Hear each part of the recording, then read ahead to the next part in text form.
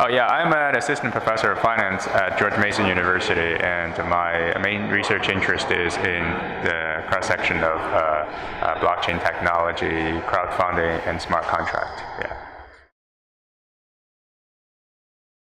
Yeah, like I have a current project that I've been working with one of my colleagues at George Mason in the computer science department, and also another two colleagues at the University of Chicago Booth School. So we are interested in looking at the evolution dynamics of Bitcoin mining pools. So we're actually approaching this problem from two angles. From one angle is that it kind of addresses a very classic economic question about theory of the firm. Why do firms arise, and what are the boundaries of the firms? Because we can view the arise of Bitcoin mining pools as a institutionalization, as an arise of firms within a supposedly decentralized economy.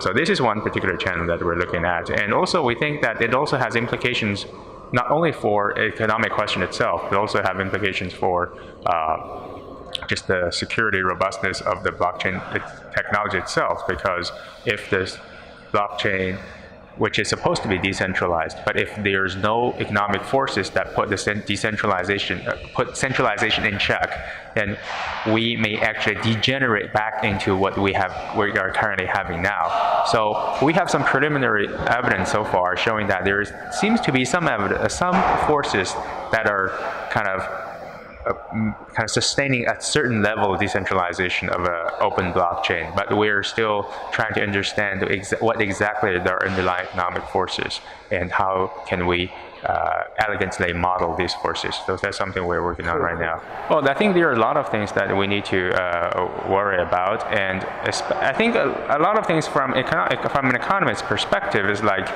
a lot of things seems to currently be working in practice, but we don't really have a good theoretical foundation. Even, for example, like if you look at like this things as simple as Bitcoin mining, right? It seems to be working so far so well, so good. But like there are a lot of studies into like what are the game theoretical foundations of that. What are actually, I think the hardest problem is like what are actually the action spaces of if we try to model such a game.